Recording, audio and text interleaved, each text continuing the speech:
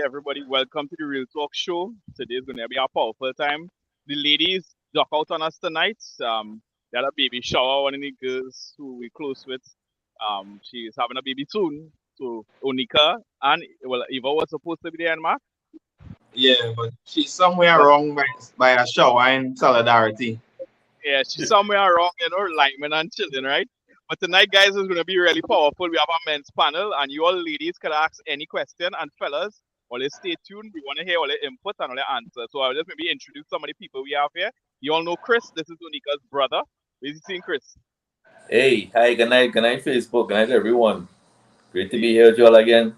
A serious topic tonight, guys. This one will be rough. We bringing it real too. We come in straight. It's not, we answering as best as we could. But yeah, it's real talk tonight. That's what we're dealing Nice. with. Yeah. And then we got Daniel. Daniel duck out from another line he had to join us. Where's you seeing Daniel? Good night, guys. Looking forward to the discussions tonight. We have some interesting questions, so we'll see how it goes. And we're looking forward to hear some questions from you, ladies out there. The things that you always want to ask about men that you never had the answer. This is your chance. Hey, or some things. And then all the no Yeah. Mark. Where's you seeing Mark? Hey, I just want to say good night again to everybody on YouTube, on Facebook. We are all men, and we coming to bring our experience so far in life and in the Lord as well. And it's an open forum. Y'all could really ask your questions tonight, and even if it's an individual question for any one of us, you could ask or in general, and we would give an honest answer and try to really bring some, clarity for the women, and even if the men have questions as well, or a situation you going through in your relationship or with your marriage or anything like that you might want a big brother advice on, this is your night to get that. Hey, awesome, man. Hey, guys, just remember we're doing giveaways. Do giveaways. We do it like every 20 minutes. We have a giveaway to somebody the stream. So we stream now starting, guys. When you have a couple of people viewing, we encourage you guys to share the stream and interact with it. There's only 6 people interact. We want some more people interact with the stream. We want to encourage you guys to engage it, to share it with somebody. We now getting started. It's gonna be a lot of fun. It's gonna be really excited. We want to encourage you guys to be a part of it. And what we want to ask some of the women right now is think about your own life and think about some of the things that maybe burning in your heart that you would like to know why why the person I'm with, it could be even an ex, it could be anything, and he was confused about why this person was doing what they're doing. And as much as you ask the questions, you never really get no answer. Maybe tonight could be a nice night where we could get a man's perspective on a situation. I don't know about you, Mark. You're recently married, right? And I know Chris married sometime. Hey, Daniel recently married as well, right? Have you all ever encountered like situations where your wife telling you something and you saying something and it seemed like two people talk about a whole different situation? You ever went in or ever had a conversation? I ain't gonna say a conversation like that. Yeah, that has happened to me and my wife from time to time, to be honest. It's happened a lot more now, I would say, since we are married, because we do a lot of things together now, especially when we're home and we have decisions to make. And it has come up, but to be honest, it has happened a lot when it comes to habits, things that I will do. She will wonder why I just do things in that way, why I will leave the living room looking like that, and different things like that. And we would sometimes have a disagreement that we had to try and find common ground on.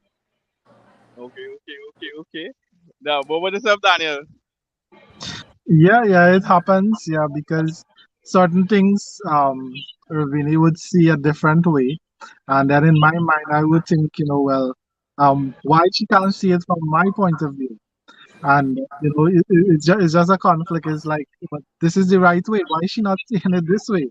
But then it's all about the perspective and where she is, and it all about her upbringing, and it depends on the situation, her background, her experiences. She might see things differently. She might have different goals from me. So, and where I'm at, I might see things from a different angle.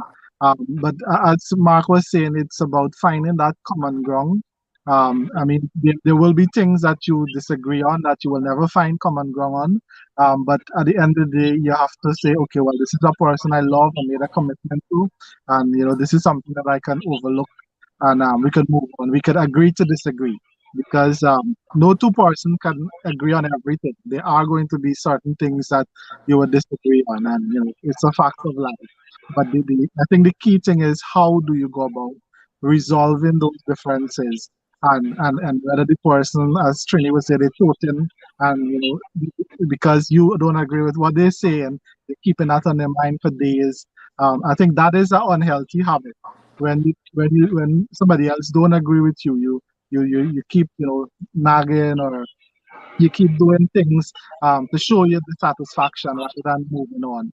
So I think Right. the key thing is about as understanding you will have differences, and and moving from that.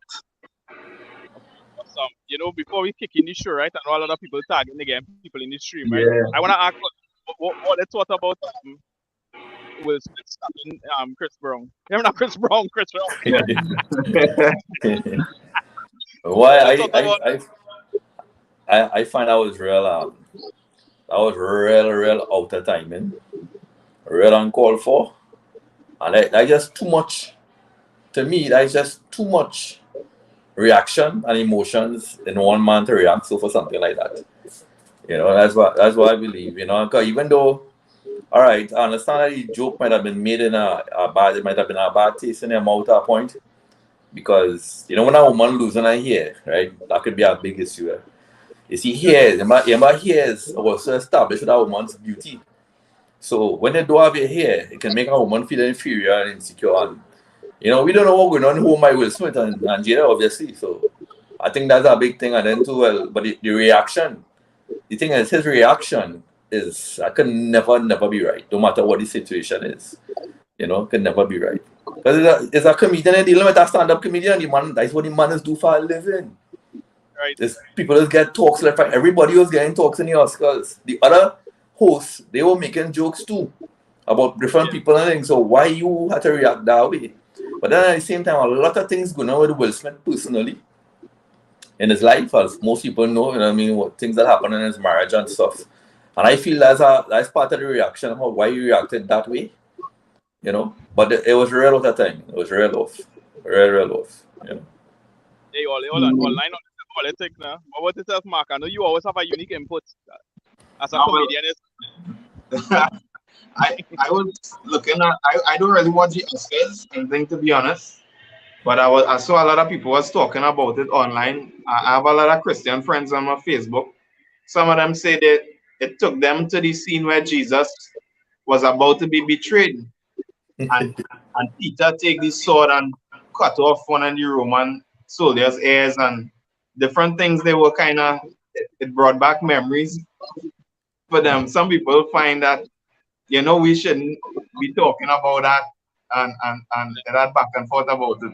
But I personally find it real unfortunate that he would have reacted in that way. I think it's shocking.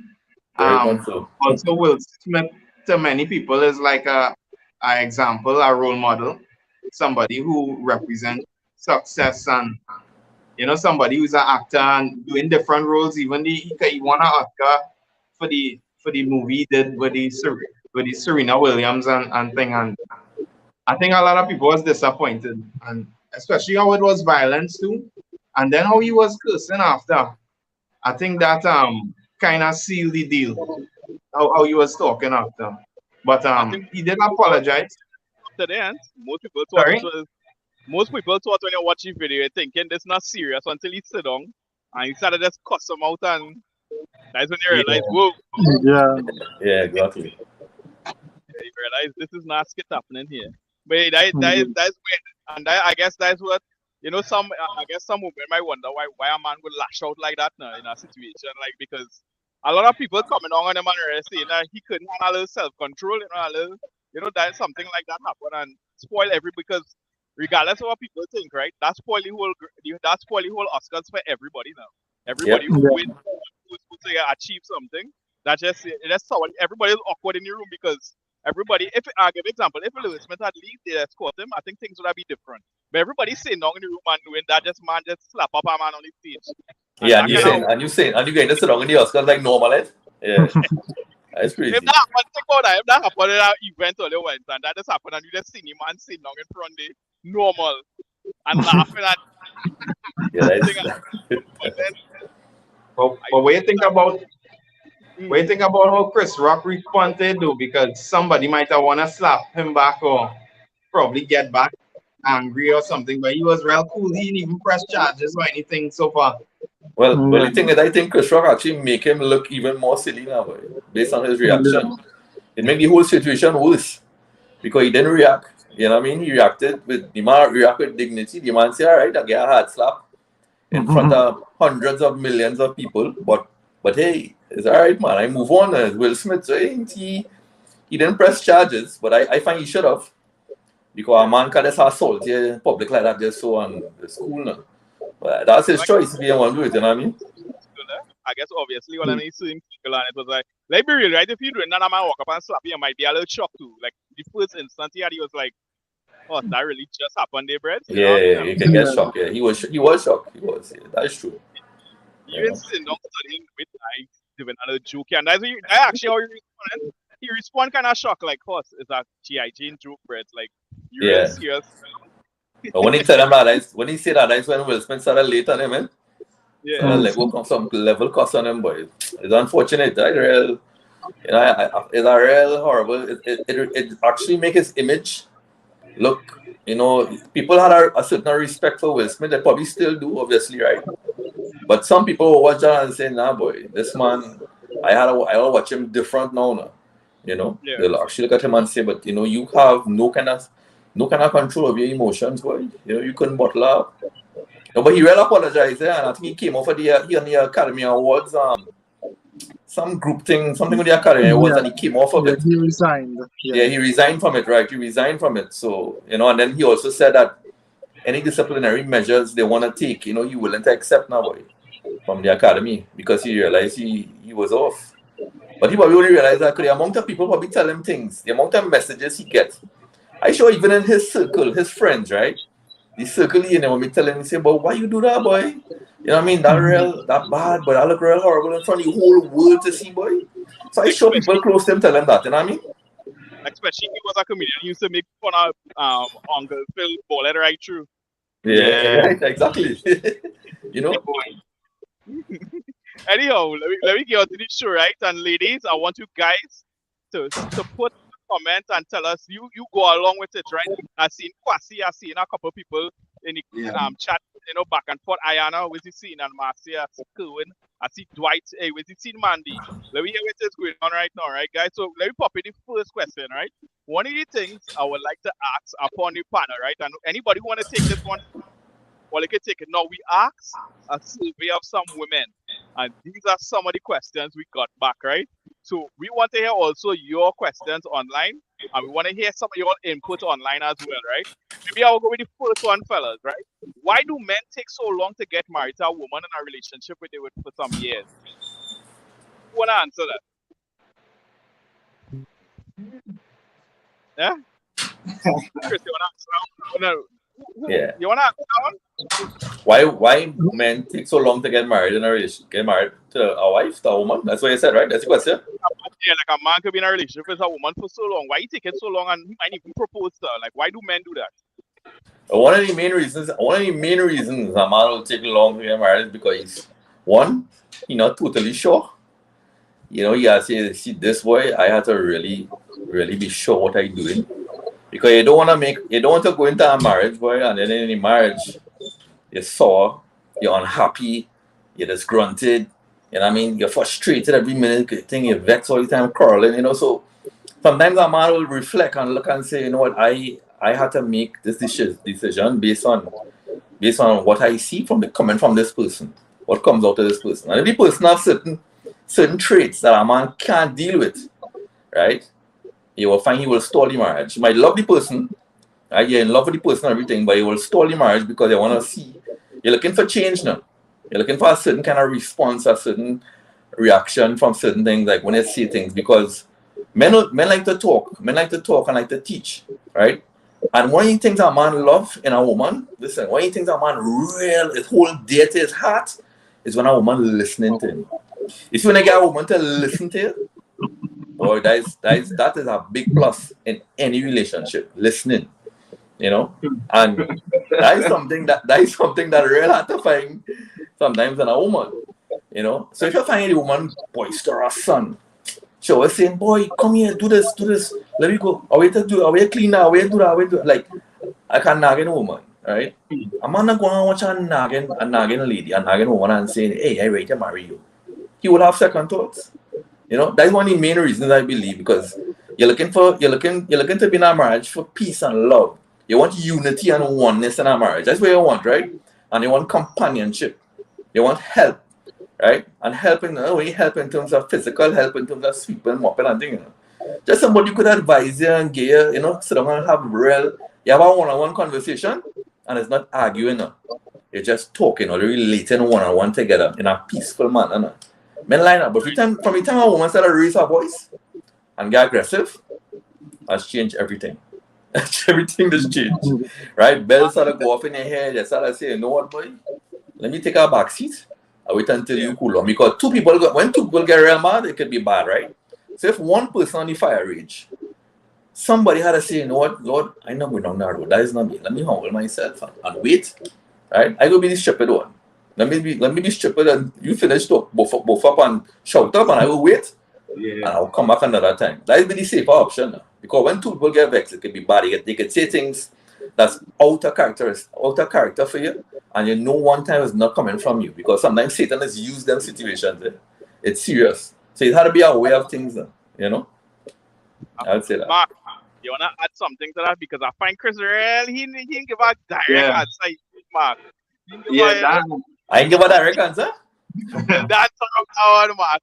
Why, no, all the online women, I want you all to give your opinion, right? Like I see a couple of people, give their opinion, and then I see a couple other people, like Kwasi saying things. Kwasi saying the main reason is setting the right foundation, money, house, cars. He's saying the man might be in a situation where he's trying to get things in order, he's trying to get the house, the car, and then he will get married, right? But Mark, it has some men who they're having sex, they're doing everything, and then they say, no, so what you think is another reason? Mark, Chris gets some good reasons. It's another good reason that a man with a girl for like 10 years, and he would not get married. He would even pop the question, and the girl trade all kind of signs. What do you think is that? Well, I think Chris raised some good points, and I was gonna go into a couple of the points that you raised as well. And Kwasi, thanks Kwasi for your message. I think maybe the man, especially if you're a little younger, like we say is 18, like the girl is 18 and the fella young too, or that could be a factor why you might wait a little time, and it could actually be good. You love the person, but you just feel like you're not yet as mature as you want to be, or you're new in the Lord or something, or you're just trying to establish yourself financially, so you want to just get certain things done first. I would say though, you don't always have to have everything, but each relationship is different, and you work out with the Lord. I think one of the reasons Kyle raised, where a man might wait long to get married or never get married to you, is if he don't believe in commitment, and he getting everything that basically a relationship should offer him, even in marriage, like you having sex, you having kids for him, different things. He have no reason really to commit himself to you, because he already getting everything that he desires that really should be for marriage. So people, let's say if you're getting milk free, why buy the cow? I don't know who make up that statement, but I think it's something to be wise about. Women, men at times could be selfish. I had that in me. If people sometimes will take advantage of somebody, and not everybody that in a relationship with you truly loves you. So you have to be mindful of that, especially if somebody not guided by the laws of God or by the principles of God. Another reason could be that the person just honestly not sure about marrying you, and that's something that you ought to be mindful of. The length of time that you're engaged for. If you're just in a relationship and you feel like it's going nowhere, then I think that is a red flag. So sometimes waiting could be a good sign, but generally, if you're waiting like 10 years, I personally know somebody that was engaged for 10 years and the guy wasn't sure and he broke up with the person and he got married in like a year with somebody else. So it's an unfortunate thing. Did you know why you get married and I get with somebody, the other person? Yeah, he got married quick, so I guess he really had doubts in the throughout the engagement. Oh, okay. Take All a right. little while. He take a little while to figure it out, boy. Yeah. Okay. That is interesting. Maybe we could go to the next question now. Maybe we should stop first with Daniel, right? Why do men say women not them? Well, the obvious answer is probably because it's true. Wait. I like the answer, On the Daniel. real talk, right? That's a good And answer. I mean, a lot of times, we don't like for a person, they don't see their faults. So sometimes a woman mightn't be saying, that this is an issue because they just say, that this is something that I need to say to bring across their point. But they're not looking at it from the man's point of view to see, okay, how is somebody on the receiving end viewing what am I saying? Am I saying the same thing every 5 minutes or every day? I keep saying the same thing, and then causing the guy to, be upset, to cause him to get frustrated. Um, so I think it requires some sort of reflection to see, what really is the issue, what is causing the person to, having to repeat what they're saying. As I think it's in Psalms, it says, Proverbs, it says, better to live in the corner of a house, or better to live under the roof of a house than being with a, how does it say? I think I'm mixing it up. It better to live in a corner of a house than to live with a nagging woman. So I Right. think I'm mixing it up. But I'm going good, man. You good? yeah, but I think the issue is that the woman, they feel that they need to repeat stuff. They feel that if they don't see action, they need to repeat themselves and they need to say it again to make sure that they are heard. And I think that's where frustrate men sometimes, where they feel, well, I will do this on my own time. Don't don't rush me. But the woman feel, no, this I need to do right away. And that's where the conflict come in, where the timing. You need to do this right now, but I'm saying no. I could do this some other time, and that's where the conflict normally comes in. Okay. Yeah. Maybe I could time that question mark and I'll add a little element to it, right? Because somebody else asked another kind of question along that lines, right? I think let me just see where it is. Hold on 1 second. Hold on,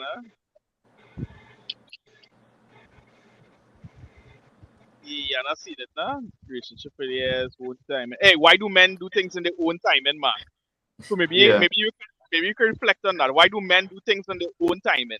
Because he's saying like I think most women might say, well, if I ask this, or why you won't do it one time, right? And we could say no, you keep asking the right truth, and we say nagging, right? So another woman have another question along them lines, right? Like why do men do things in the when wherever they want? Why you think is that, Mark? I know Eva had Eva would that question answered.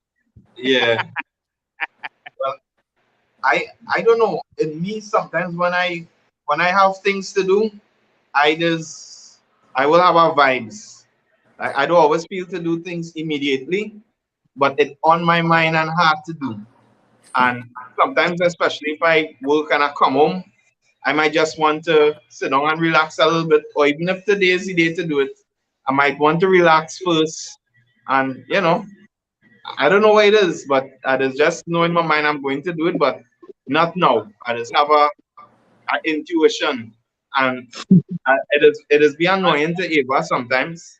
Yeah, and you know what's the crazy thing that would happen sometimes? Like I get forced to do the thing, or she would keep repeatedly asking me to do it, and I bust my head, or something happened to me, and I say, you see why I didn't want to do it now. Now that don't always happen, but I don't know. I just not feel to always do things in the same time that she want to do things, and it is be annoying to her and annoying to me, and it is be a constant fight or struggle. And she's had her patience, and I just had her patience as well. And sometimes I just give in because I don't want to go through the reminders.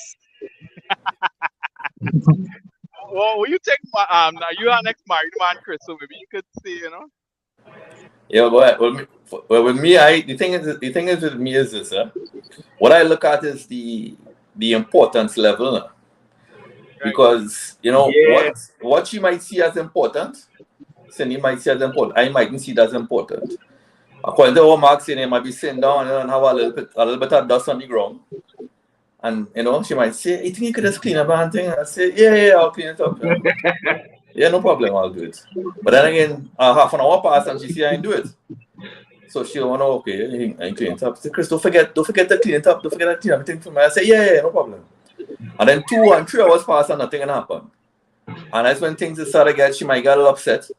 I said, "But look how long I asked you to do it." I said, "But the reality is this, that's not important now. It's a little dust on the ground. You know what I mean? Nothing ain't gonna happen if we just stay for a day, 2 days, 3 days, nothing gonna happen, it's dust." Yeah. You know what I mean? So it all depends on the importance level. Now if I have a leak in my roof and rain started falling, I don't go and get a bucket and put it to catch the water. Right? I won't delay that. And if Cindy come and say, "Well, Chris, look at leaking," that's something you drop what you're doing and you go and do that because that's important. Right? But washing up our plate in the sink, you know what I mean? Or wiping down our counter, those kind of things. Yeah, let's be real. It's really not of a great importance. Yeah, And that's the difference with men and women. Men and women see things differently, friendly. right? Yeah, Very, very different. Their concepts of what is important and ours are two different things entirely. That will never change. I think that's just life, right? So the main thing is that I come to a point where I say, "Here, what?" But there are times, mind you, there are times that if she asks me to do something and I don't think that it's important, I'll just go and do it still now, because what happens, you don't want to talk and he nag and they, "Oh God, you do this yet? You do that yet? You do this yet?" You don't want that. So to save that, the best thing, boy, let me just go and do this thing fast and I'm going to continue watching TV or watching my little football game or whatever I was doing, right? So you do it because you want peace in your home. You don't want to be hearing this constant thing in your ears, like a bee buzzing in your ears. You don't want that. So you go and do it. I want to take a little pause there. I want to stay on the question, right? Because some people answer online. Sonny having fun online right now. Sonny say that to them they don't look at it as nag, but if you keep telling me the same thing every 2 minutes, oh gosh, I heard it the first 20 times. And Mandy, no, she didn't respond, but she say, "I think women expect things to be done when they ask the first time." I don't know if that's a consensus. yeah. I don't know if that is right. But Women, you are right. I see yeah, Sonny say this. Even if you acknowledge that you heard them, they still repeat it after. Just because I going to do it on my own, my timing and not theirs, because they don't want peace. My pace. I don't want my pace dictated. I think you're responding, right? Kwasi said them men smart now. And then Sonny reply again, "She might want something done now, but now isn't convenient to me. Next 5 minutes or even next day is more inconvenient to me." Ayana says she taking some notes here right now. Kerwin say man was made from the dust. Yeah. And then Sonny here, let me hear your last comment here, right? Sonny say, because because if I want something now and I have to accept whatever excuse she gives me, why can't I get it now? But if I can't do something for her now, she vexed. No excuse I give why she can't get it done now is satisfactory to her. Make some sense. So he's saying when it is he wants something done now, she don't do it one time, man. He can't say nothing about it. But when the opposite way, he can't get no excuse neither. And it's just interesting how this relationship dynamics go be. I wanted to say something. We move on that Daniel. no, I was just gonna say that Chris hit the nail on the head there. Yeah, It's boy. about priority. It's about how we prioritize things and how they prioritize things. And the way how women think, they think more detail oriented. That this thing is important, this color is important, this thing to move from here is important. But for men, we more looking think Daniel. Hey, But freeze I up would there, say, but I wanted to just share one thing quick again. You know what I was talking about that earlier. Sometimes when if I'm asked to do something and I don't do it, she will come and just say she will just end up doing it now. That's one of the Right. attributes of our wife that's great, and that's a great quality that she has. You know, she will just come and say, "Look, let me just do it." Yes, you know, she might crawl a little bit, you get a little talk, but she will do it. Yeah. You know, say it work We are out, it work out. soon, right, Marlon? I hope you're getting ready there. We're coming in soon, Marlon. But yeah, you wanted to say something else, Mark? no, I was just saying that Chris really touch my heart there with that answer because it's true. You know, you Yeah, got to it's happened a lot. That's the good thing. It's yeah. happened a lot We going just got back. to Mark, that's a blessing away. That's a yeah. blessing. But you see, sometimes when they do it and they ask you to do it, they trouble too, huh? Yeah, it could be trouble. Yeah, it could be. Yeah, get some Yo, talk. You know. So let me ask for that question, right? Where's the work around this? Anybody could answer that. Where's the seeing that? All right, because it can't just be finalized saying that, all right, you want to do things at one time, I want to do it, and that can end there, right? Because I'll give you an example, like Chris say, like washing the wares and thing, right? There's some people who just real clean freaks, and you know the person like that. But when you marry them, you shouldn't expect that they shouldn't want certain things done a certain way, right? So my question is, where's the work around? Like how our couple should navigate this situation?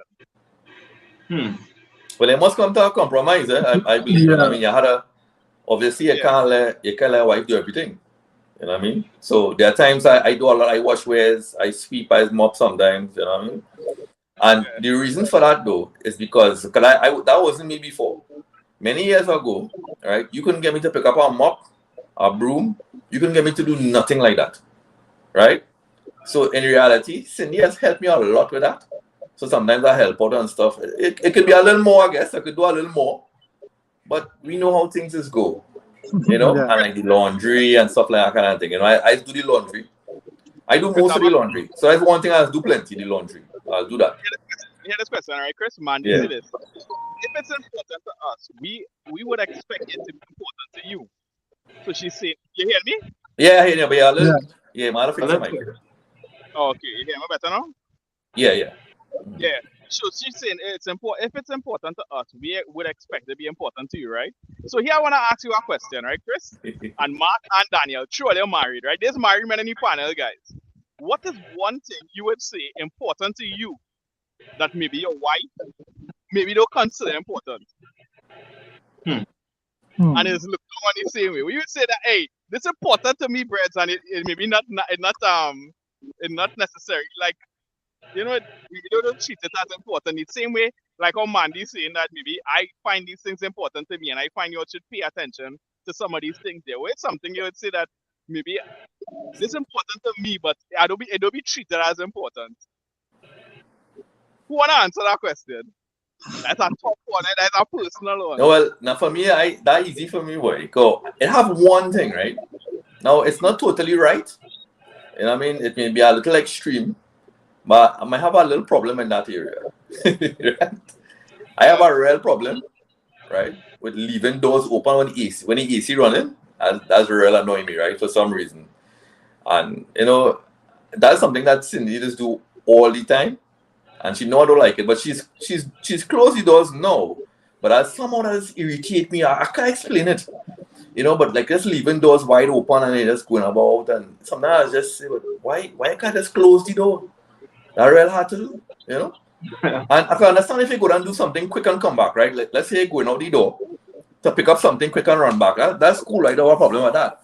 But the door just being open for, you know, time and time again, and like the AC on, like these things it's really confused me, you know. So we had some issues with that, you know. But I see now she's closing doors more often, and you know, it's very, very. And another thing I don't like too, right, is in the morning when I'm getting ready to go to work, you know, well, the room will be cold and the AC is on, right? So anymore, now I don't feel cold or anything, but I can take cold anytime. The only time I don't want to feel cold is when I come out the bathroom in the mornings, like early in the morning, like 5 o'clock in the morning. And what happens? She might come, open the door, and all the cold breeze from the bedroom going into the shower. That's this annoying you too. You see that? That's real annoying. And I was like, Cindy, close the door so the AC wouldn't come in. You know, so it wouldn't be cool because when your skin wet, you don't want to feel cold. Nobody wants to feel cold when the skin wet. You know, that's some of the things that just get to me. I can't understand it, you know. But she's doing a lot better now. She don't do it all the time, but you know, sometimes it still happen. You know? Right. You mark up think you wanna answer that question and I'll bring it on Marlon in the house. You want to answer that? Yeah. If you have something to say. Well, for me, it's packing up and making things neat. I mean, it's kind of the opposite for us because most women like to have things packed away and neat and clean and so on. Now, Ravini likes to have things clean and so on, but one of the issues I have is like when finish doing the laundry, I would normally pack it away, put it in the drawer one time. Ravini likes to have it on the couch or and it might be days and I'm searching for something to wear and then I have to go and search in the file. So that does annoy me. I'd be like, you wash it, pack it away, put it away one time. So that's something. I understand that one too, Daniel. I feel the pain for you as well. Yeah. So sometimes I just say, okay, let us do it together. So at least you'll get a little motivation, to try to do it, and that helps. So I think that is a resolution there, trying to get the other person involved. And to come back to your question that you were asking, Kyle, how can we get around the issue of the priority? Yeah, look like Daniel going there. Guys, Daniel, you're obviously doing this and all other things, so you're having some internet lag. Because he's using data, so he might have issues. Yeah, but Sonny having a ball here all day. Hey, Sonny. Yeah. What Sonny say for himself, right? Doesn't know him. He said, Yeah, when I try to sleep, right? Every time I change my position in bed, she literally wrap around me. And she have a whole side of the bed. I on the edge of my bed on its side. Hey, I forget that one, boy. I have that same problem too. yeah, same problem. Listen, Sonny, I feel your pain. Sonny. Sonny, I feel your pain, brother. That's something I forget to mention. Yes, I forget to mention that. Yeah. Cindy's take up the majority of the bed. The 3/4 is her and 1/4 is mine. Yeah, Cindy is sleeping in the middle of the bed, right? A king size bed. I mean, she sleep in the middle and I just sleep on the end. I don't move. When I sleep, I don't move. I sleep in one position. I might just turn to the left or turn to the right, but I don't move around. Cindy's lie down crossways on the bed, like a X. Cindy's lie across the bed now.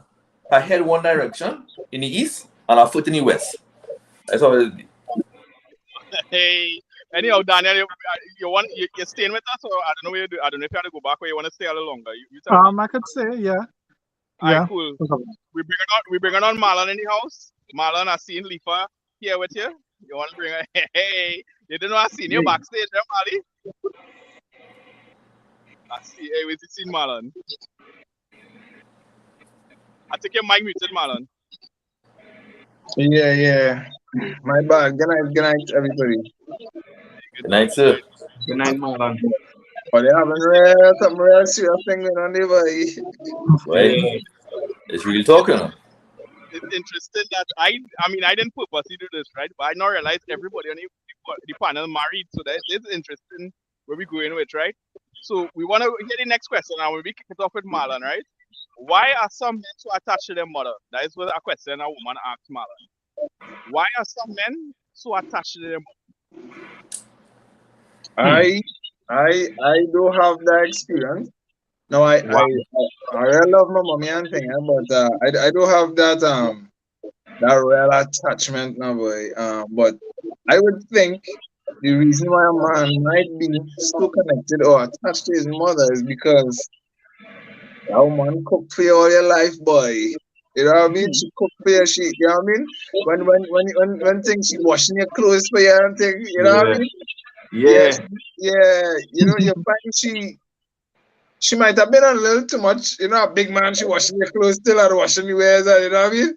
So, but you'll find he attached her because of the things that she might have, done for him or been there for him. She might have listened to him when he was being real transparent and thing too, because, some women don't always necessarily like to hear a man weakness and kind of thing. But yeah, so he might feel like he's able to share with his mom and might have helped him out with a lot of things, and that's just what I think. I don't know. I don't know because I said I never was in that position.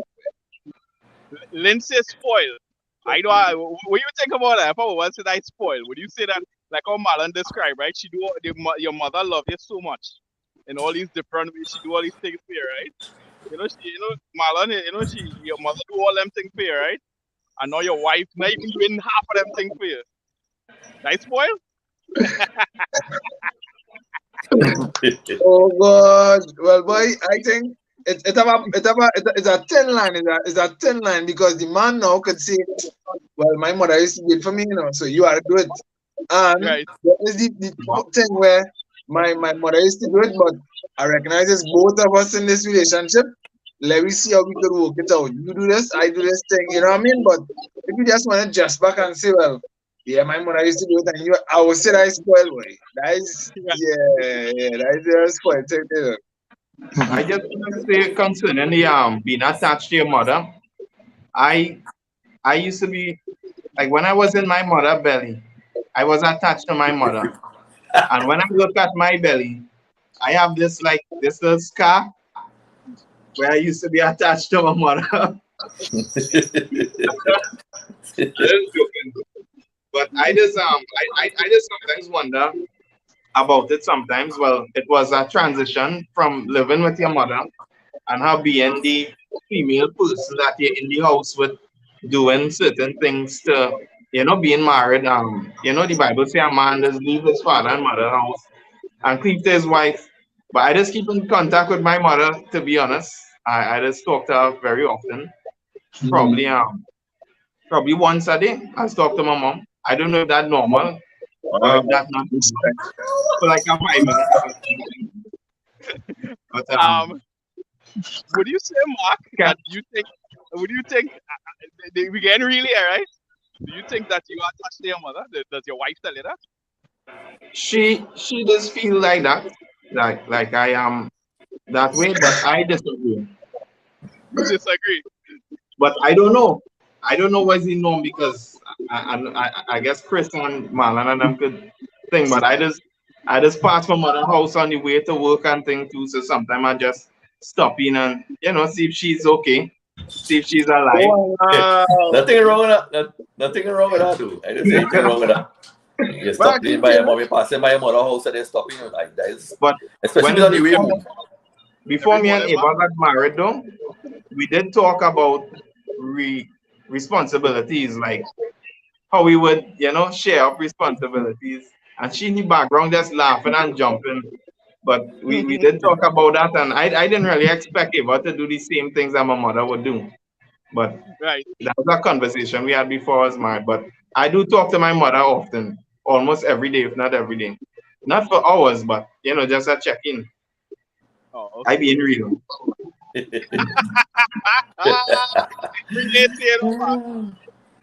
Well, when good. It's every day, Mark. It's how to be, how that complication. Every day is kind of extreme, but when last you talked to your mother, Chris? Why? It could be about 19 years ago. Sorry. Yeah. That's all right. That's all right. Don't worry. That's all right, boy. I forget. That's all right, boy. Don't worry. That's okay, boy. Don't worry about that. That's all right, boy, Mark, boy. That's all right. Yeah, I talk to him, but not often. Very rare. Yeah. And listen, he living right. We living on the same compound. I probably just talk to him probably once every 2 weeks, or when I see him. It's not often because I don't really see him that often. You know what I mean? But when my mother was alive, I was close with my mother. My Onika used to always tell me and say that I was the spoiled one. I don't agree with it, but she's a fight man, say, "Oh, I spoiled my mother, mommy spoiled me," and that kind of thing. The only thing with my mother know a lot of my deepest secrets. My mother died with it now, boy, and she knew a lot of them, and she died with it. When she died, she went with everything that she knew about me. And she was the only person I actually felt comfortable talking to because, my dad is a little different. My dad is a kind of stringent man, like a military man. He could be a little rough. So when I was young, I'd gravitate more to my mother because of how my father was. Not necessarily because I love her more than him, but she was easier to get along with, easier to talk to. You could share your things with her, your secrets, and you could ask for help, that kind of thing. You know, she was just more easier to talk to. And my dad was a real person, like a taskmaster. You go wrong, is lash again and thing. But not physical, not literally get lashed, but he would be hard, real hard. He was very, very rough. You know? So because of that, I kind of gravitate to my mother a bit, you know, growing up, because of how rough he was. Because she was the middle ground. She would kind of bring our balance to settle long things and say, Chris, you know, don't worry about that. You know your dad is, you know, you love you. So of course, you know, when you're young, you really want to hear that. You just want to do your own thing now. You know, Yeah. so Yeah, that's true. And Kyle, I think one of the reasons why men are attached as well is because mothers are generally loving and they show that love to their children. So men, you know, want to reciprocate that love and to show their parents, you know, especially mom. As Chris say, the father don't really show that much love. The mother is the one who really, you know, takes care of you. You know, they cook, they clean, they you know, take care of you. They show you that love. So you build that connection, a deeper connection with them because of that love that they show you. And now when you get married, that is the what you know, that is what you experience. So the default might be, okay, my mom used to do this for me. I would expect my wife to do this for me as well. And you know, that's where conflict can come up, because when you expect your wife to do the same thing that your mom used to do, and as Mark was saying, that you need to have open communication. So you need to talk about these things before you get married and say, okay, well, this is what, you know, expected of you. This is what I will do. This is what you will do. So you have that conversation before, so you know, you don't have that coming into the marriage and the man expecting the woman to do this and do that, just like the mother. So you know, you discuss that before, so you have a clear understanding what each person will be doing. Yeah. I just want to say that well, for me, my mother is somebody. Well, I had to make a change in mindset and how I would view Ava. I realized that she is my family now, so I had to kind of make that disconnect in my heart and think like, me and her, this is my family. And obviously, when you're married, your family is your wife is your priority after God, right?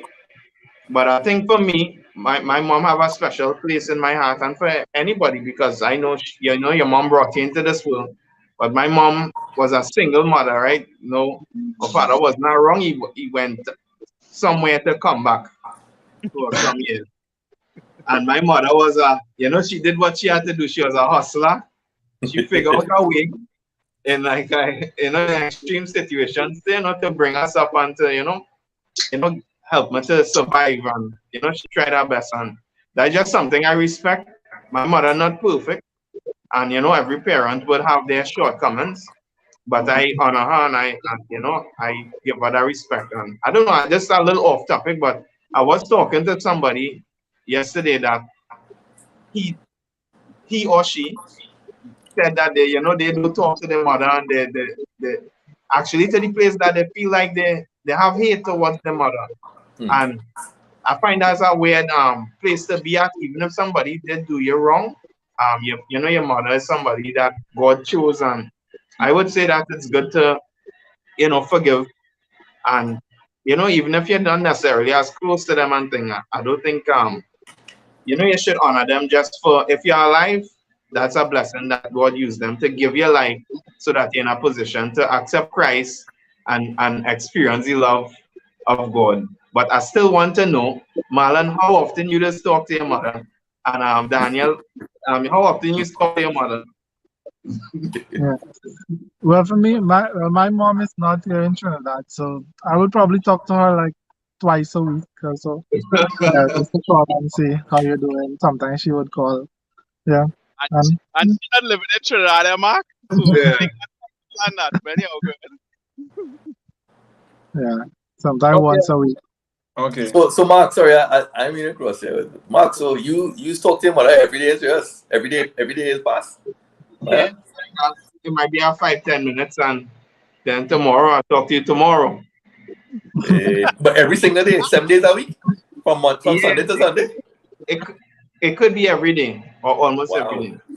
No, I Alright. understand Mark a little bit. I did not take into consideration that she was a single mother too. When you see a mother go through certain things better and she never leave you and thing too, that could bring a different kind of connection, not only because Mark is the oldest, he's the boy now, he's the big boy now. So he almost kind of had to protect his sisters and thing, help his mother with, you know what I mean? So the connection, so I understand what you're saying, Mark, but every day, Yeah. Every day is plenty, way. yeah. Just tell me, but you do it. No, well, yes. I listening, you know. Yeah. For me, I talk to my mom. Kyle is saying something. You good, Marlon? You good? Yeah, I talk to my mom probably sometimes it would be either once a week or twice for the week. But as of recent, I would say it's once a week because she's have bingo and thing now with thing, and you know when I happen bingo, I just go upstairs and check she and hold a little lime and thing. We actually invited her to, she just go and play bingo, I was go and check she when she playing bingo and thing. Upstairs man. He's the biggest mama's boy here. Yeah, and he said, Mark don't study that boy. Classy mommy call and he's at a drop with everything he do. He's at a drop everything he do. That's the mommy. Kyle busting the man files. Don't bust the man files like that now. Real busting up the man files, yes? Right. It's important. Once Mark knows it's important to know this, right? Yeah, now you're supposed to be attached to your wife, and your wife actually is much more important than anything else because the Bible tells us you're loving yourself. You know, you don't want anything to ever come into play with that. But you know, once you have it in that kind of way, you know, sometimes you could have issues, but once you know you're not playing your mother as a priority in that kind of way with your wife in that aspect, that's okay. Yeah. You know, little conflicts, you know, because I mean, if I live in home with your mommy, so you know, it's a little different, I guess. So you know, I'm sure she's talking to your mother every day too, but a little different, then. She's different, but both of our personality very different too. So far, I never really meet anybody like me. All right, let me jump on. Right, let me move on. Move on. Next question they asked: why men are not emotional? That's a question. I go say that's a lie, boy. I go say that's a lie. Yeah, that's not true. That's not true. Yeah. So it's not true. You go ahead, Marlon. You go ahead. You get Marlon. Yeah, you good. I would say that is not true because a lot of people know this here truth that society and how we grow up. They say when a boy falls, they say, "Oh, shut out now, you're a big boy," you know what I mean? You know, and so they kind of make it seem well for me when I was growing up that if you're crying and if you're talking about how things make you feel, it's a girl, right? And girls, and that's a soft. It's soft. You know what I mean? And like he's a pain, he's a girl, a sister. That all kind of different words they use to use, right? Disrespectful words about. Yeah, they say a gay. There's something wrong with if something on this cry, they say a gay or something. Yeah. And so yeah, that's what I would start with, and let me hear what everybody else would say. You guys know what, fellas. Yeah, Mark is good. Yeah. Say that again, sorry. I say Marlon basically saying society. You get Chris. Yeah, well, the concept of people thinking that if women think that men are not emotional, that's totally not true. The difference is we get emotional for different things, and women get emotional for. That's the difference. Yeah, I mean, women get emotional for things that are really, it would be like, it's literally shocking out of your mind. Well, with me, right, some things that shock me out of my mind. What women get emotional for, you know? Guys. But I get emotional when it comes to certain things. You know, it's like when I spend time with the Lord, I get emotional, you know. I get emotional if it is I feel, you know. It had to be for me to get emotional. The man said that spend time with, but the Lord has get emotional. Go ahead. You go ahead, brother. Yeah, get emotional. I think I'll get emotional then, you know. I mean, yeah, it's true. You know, I'll cry, you know. And there are times where, you know, I mean, probably in the past where I would have, probably me and Cindy would have a very bad argument. Unica go on lime now. Good. You good. Where's that become one? No, I say Unica go on lime. She commented and say what's going on here. You good? She leave it bad. Yeah, you you know, like in the past we had some bad arguments some years ago, and I said some things that I know was not of God, wasn't right. You know, and I went back and I apologized. And sometimes, you know, in a state like that, you could get emotional, you know. And, you know, when my mother passed away, I was emotional too. But I do get emotional for things. Just that it's different from what women get emotional for. It have some issues. Sometimes, you know, I might just be talking to Cindy. But this is not recently, though. This is some years ago, right? I'll be talking. And Cindy would just start crying. And I'll be like, but why? Why are you crying? Why are you getting emotional, though? I'm just telling you something. I'm not trying to, not to make you feel bad, you know, but she would get emotional. And I couldn't understand that. It just confused me. Right. You know, I'm not saying anything to hurt your feelings. I'm not saying anything to make you feel bad now.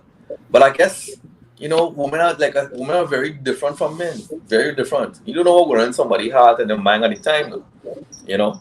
But yeah, it's just a big difference for it. Big difference. Big difference. I would say that. Yeah, because it's clear women and men. You know, when people say women and men, men are not emotional. Generally, they take that as just crying and all kind of thing like that, right? But men just get angry. All those things are emotions. Like anger, all those different things are linked to emotions. But somehow, generally, they link it to just maybe crying. Like, you know, a man might just see, they start to cry all the time. So, you know what I mean? I have one question somebody asked to go along with it, right? Ayana asked this, right? Why do men have a problem communicating and expressing their feelings? That's a better question. I don't have a problem with that too. So somebody else will answer that. That is a better question. You can think of a reason why, Marlon, you could think of something. Yeah, of course. I could be wrong, Chris, but you real trust your wife. You my long time. No. Hold on. It's not matter that, you know. It's not. Well, yes, I trust my wife, of course, yes. But the reason why I don't have that problem is because I know well. I know I'm about now. I just don't have a problem with it. You know. Yeah, I understand. But for me, I can say that some things that mean a lot to me, boy, like that I know now. I went to counseling, right? And I learned some things about emotions and things that I didn't know about before. Right? It's probably a little technical, talking about secondary feelings, and you know, when you're feeling angry, it's not it has something underneath, something making you angry, and the whole set of thing, right? And I was like, okay, understood.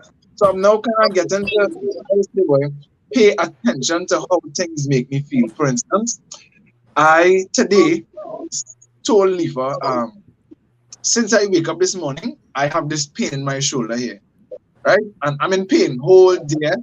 But I didn't tell her anything. For no reason, she knows that I have pain. But lest she have a headache now, lest she told me hurting now, she expressing that one time. You know what I mean? And it's almost like sometimes I feel as though, hey, you know, this pain I feel in here, it's a small thing. That's a small thing, man. Nobody wants to know that. I feel like almost like I burden you to tell you I have that pain in my shoulder. So when a man not communicating his feelings or whatever it is he experiencing anything, it's not that he don't like you or you don't trust you or whatever. Sometimes he sees it to be irrelevant to share, which is not true. I own up to it. I say, well, it's irrelevant because when I told her, she cared and she offered a background. You know what I mean? And it might seem like, hey boy. So I rubbed myself. It basically was rubbing myself a back rub. So to answer that question, I would think sometimes men doesn't share because they don't know how things make them feel in a moment, right? Because I learn about these things, and I'm still learning that I can say, hey, I'm feeling, you know, they say unloved or feeling like you're not listening to me, or you don't care about the things that matter to me. Just even saying that kind of, so I'm you weaker. You know what I mean? You can almost feel like, you know, like I'm weak because I feel something now. It's something I struggled with at the beginning of my marriage. Well, the counseling helped me, but before we get relationship. So those tools that was given, we try to apply it as much as possible. And so now I feel like I could share things. And I know you say it's not only crying, Kyle, but I remember talking and having a conversation with my wife while we were married and then, and I found myself crying, right? Sharing some very deep things about my life, things I would never really tell anybody. And in the moment, I was feeling so because so a man might not share how we feel or express those things because he might feel weak. And as a man, you're supposed to be strong. But you're thinking that man, I have to be strong. You can't see me weak. You know what I mean? The Bible says she's a weaker vessel. I is the strong man. You can't see me weak. So it can be, I want to call that an insecurity. Feeling that if you show a weak side of you, like you less of a man and all that kind of thing. So it have a lot of variations, but you could just give the man some time and let him say, hey, I am open, you could be vulnerable, right? I will not use this against you. Because that's the next thing I could feel like you could use this. Well, this is my experience. I open up my heart about certain things that certain girl long time and she use it back in my face. And use it against me. The things like trust you there. So that's the next thing. Do you all think as well sometimes that men might think that in their self, right? They might say to themselves, well, this is not really going to help the situation, or so it makes no sense me even bringing up this conversation. It's not going to add anything. I just had to deal with it, and that is what it is. And sometimes you just feel like, what's the point of even mentioning something? You know, that's not a statement how they say women always right, and sometimes it could be in a situation where you just feel, well, what's the point of even expressing something here, Breds? And when I bring it up, it's going to turn about me. It's going to turn into a problem, like, well, the reason why you so and so. And so sometimes I say, Breds, I just done with that, Breds, and it just move on. Do you think sometimes some men feel like that? That deep kind of going on. Yeah, well, you're right, though. Men do think like that. You know what I mean? Men do think like that because sometimes when they share your feelings with somebody, you might share your heart to this person. And like what Marlon was saying, when you share that, it didn't move them. They're like, okay, there are no expression. And you talking deep thing, and you going deep, the deep inner secrets of your heart and the things that bother you, you start to share with them and nothing, you get no response. But the reason why I said I do that, I will share, I will tell her as it is, I will tell her how I feel no matter what. It's because I basically want to lay cards straight. This is how I feel about this, right? So it's really up to you now to see how you reacted and what you will do about the situation, right? But this is me. I kind of trying to hide nothing from you now. I'm not into that. I'm not saying you hiding anything, I'm not saying anybody hiding anything. But with me, I felt that freedom to do that because I don't want something, I don't want to keep back my feelings. You see, when you hold back your feelings, what tends to happen, and keep it back for years, you can have an outburst of emotions and anger. Because you're holding this thing inside, you're not being expressive, you ain't telling your wife how you feel. Right? And when it do come out, it's big argument. That is one of the dangers of that now, boy. And that's why I believe it's important to share how you feel about something at that point in time. Because you don't want your wife to think, well, it's okay to continue what you're doing. Because the fact that I had to share feelings with you is because you're doing something that I do appreciate, right? Or something that bothered me, or something that has real hurt me now, right? So I will bring it up immediately, because if I hold that back, right, it could have a bad argument down the road, or an outburst now. I could be quarreling, and I'm not into that. If it's one thing I don't like, guys, I tell you, I'm not into quarreling. So you can tell that too. I don't like to quarrel and things. I don't do that. Because once that's how that happen, nobody hears nobody. Nobody hears nobody. It's just quarreling. I trying to get my point across. You trying to get your point across. Right. So at some point, you really have to say, I'll sit back and let's wait it out and say, nah, this is not the time. But when I finish, I'll let you know eventually about my feelings. I'll let you know eventually. You know? Okay. But if you were supposed to quarrel, Chris, your quarrel, if you was to raise your voice, that's my next thing, Marlon. That's another issue, right? One of the reasons I don't like to quarrel like that is because I know how quarreling could get. Because years ago, right, when me and Cindy, in the early part of the marriage, when we was dating, we used to have real bad arguments, bad. And it used to be bad, and things used to be being said and stuff. And we went through a lot. We went through a lot in our relationship. Because we together now, we married now 17 years, but we knew each other for like 24 years. So it's like 24, 25 years we knew each other. We went wrong for 7 years before and we married 17 years. And we went through, I think I went through everything you could go through in a relationship within our time. You know, except for one thing, right? There wasn't really no infidelity and that kind of stuff and thing, right? Unfaithfulness and thing. But in terms of like having disagreements and arguments, we went through all of that.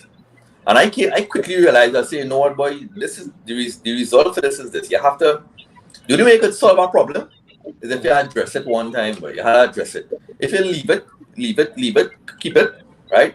Nothing is going to be addressed. So the person had to know what is the problem and what affecting me, right? She had to know what was affecting me, and that's why I will always share my feelings towards anything that I feel that have me thinking a kind of way. And then too, you don't want to think a certain way, okay? You might start to think and then little things will come up like bitterness and anger and, you know, resentment, and you don't want them thinking in your life now.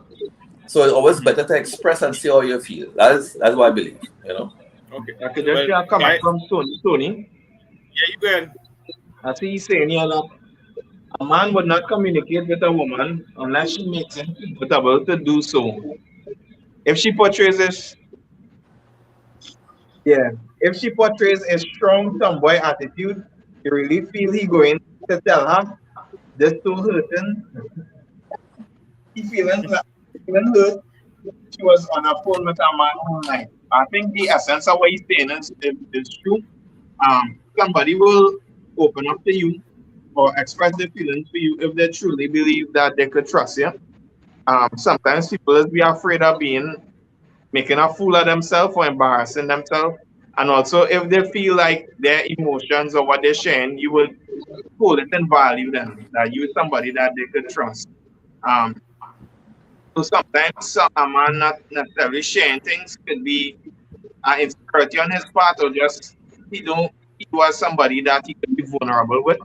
And that is something that I learned in marriage, that you become vulnerable with the person that you with your wife. They could make a fool of you, make a joke of the thing you're sharing, or they could build you up and help you.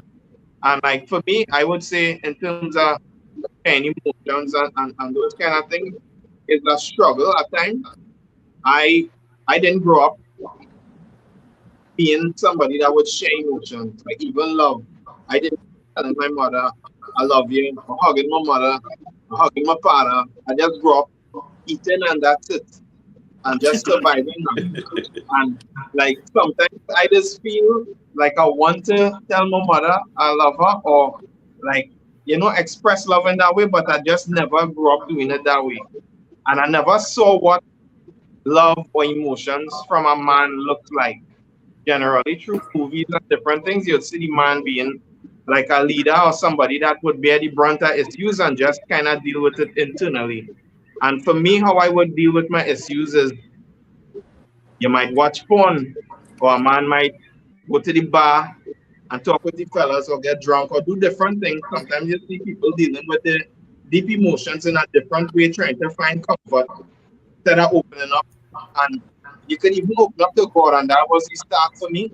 That it's not, people think sharing emotions or being emotional is a sign of weakness, but I realized that I have weakness in my life, and there was weak moments in my life, and exposing your weakness is not necessarily a bad thing. Just if you do it in a healthy way. So God, I could show my weakness to him, because I know that is a safe place. And also as a woman, if your husband come from that background and not necessarily being able to share and open up, I think in Christ you could become a person that you can expose yourself to, and actually somebody will be able to help you. And Jesus has covered our nakedness and our weaknesses. So that is something that I'm growing and learning, being willing to expose myself and actually own up to the weaknesses in my life, because I think Adam and Eve and all had that issue where, they have issues and they're afraid to go to God, so they try to cover it up on their own. So that is an issue, I think, that kind of come naturally. If you look at it to kind of hide things and kind of run from certain things and not, expose our weaknesses or whatever. But, we see in Christ that God is willing to love us and He's willing to help us deal with these things in our life. And if you have somebody that knows God, loves God, or genuinely loves you, it could help with, opening up and make it easier. True, very true. It was some stuff. So I encourage, I guess, every woman who listening. Would you say, guys, women shouldn't take it personal if a man can't open up? Now, not every time they should take it personal. Like, it's like sometimes, would you say all the time it's not their problem? What do you think? You all think it's their problem many times? Or is it something sometimes they think many times that maybe men have an issue with? Yeah, I think a lot of time is the men. It could be a number of things. As the panel was talking about just now, it could be that the men not feeling comfortable to share them, these things because it puts them in a vulnerable position. And Right. see, the society that we live in, when we grow up, it doesn't teach men to show the emotion. It more associate that to females. So females would cry and do those kind of things. And as Mark was saying, I kind of have the same upbringing where my parents never showed love, and we never tell each other I love you, even though we love each other. So it's not a natural part of me. But when I got married, Ravini is different. So she wants me to tell her I love you, and I was like, yeah, but I love you. And she's like, no, I need to hear it. And it's a change for me because I know I feel it inside, but it's now to bring that out. So it's about understanding your partner, understanding, your wife, your husband, and know how they receive love as well. And I know now that she receives love by me telling her. So that is something I need to change about myself, and something I need to do. So it's all about understanding the person. But I don't think, come back to your question, I don't think it's always about the woman. It could be issues that the man is dealing with, that he's not in a position as yet to become vulnerable. But surely if you're married to somebody, you have to be able to share your deep feelings with them. You can't tell me you're married with somebody and you don't feel comfortable sharing, things, deep things about your life. If you're married, that is it. If you're now courting and you're not certain about the person, you can say, let me just not tell them these things as yet until I build a good relationship with them until we reach that stage. But if it's somebody that you're married to, I think you should be vulnerable to that person. You should be in a position where I could share anything with them, and they won't judge me. And even if they judge me, we will deal with it. True. So let me move on from that, right? And here this question Ayana asks again. So women only ask all their questions, right? She just asking a side question, right? So I want to hear some of their answers for this, honestly, right? She said, what would you say is men's love language? Maybe all you could give, if you think you have a love language, maybe you could share it. That's why I was getting out so for like a while, man, because I just love these kind of questions. Because anyhow, you'll be here. Who want to go first? What do you say is your love language?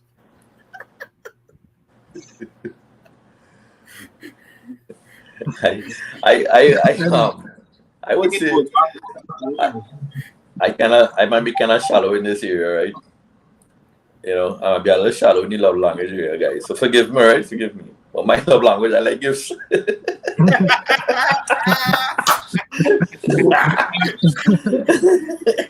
and Chris mean it when you say that, Well, you should see Chris give exchange. Give exchange, Chris is get vexed when somebody give him some shopping. You are this guy vexed on there. Kyle, nah, you exaggerated now, brother. You exaggerated now, brother. Don't worry, people here who know. But you say gifts. But what is up, Daniel? What do you say is your love language?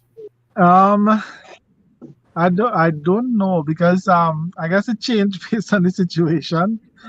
Because it's not words of affection because even that don't bother me.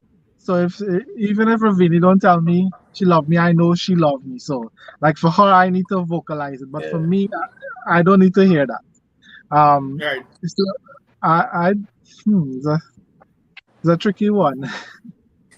I would say more even physical touch. Yeah, probably. Access service, Daniel. What about access service? Yes. I think I would say that one. Yeah, acts of service. I would say that one. That's probably the strongest one. Yeah. Go with yourself, Marlon. I would say give me that QT. Yeah. Yeah, You know it's That is QT. QT. I hear what you say. What is up, Mark? That's the only one, Marlon? Yeah, most important to me. Okay. For me would be words of affirmation. I like to talk, and I like good talk.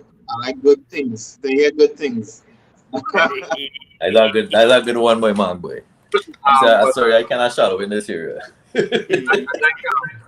would say physical touch and thing. I like to, I think those two would be it for me. What about you, Kyle?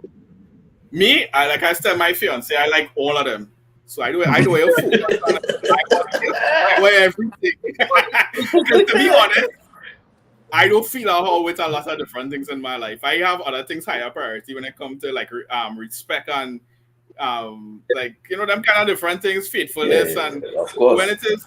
So I like all of them, but I wouldn't necessarily say if somebody not treating me a certain way, I wouldn't necessarily measure it and feel not loved in that kind of way. That's not personally me. That's just me personally. What do you think, Marlon? I hear you, brother. I'm being honest. I don't necessarily have something I say, well, if it is this person and do this to me, boy, I just feel a how, boy. Like, you feel hurt. Because I think it's natural that if somebody buys some, a gift, I think it's natural they expect your birthday or fever something. But if she don't buy something for me, I wouldn't necessarily question and feel hurt in that kind of way. I'm more question like, like something wrong or that. My thinking more. I wouldn't think necessary hurt that you didn't think of me, and I wouldn't necessarily feel like that, and then necessary like touch and all them kind of. Well, I ain't reached there to that point, right?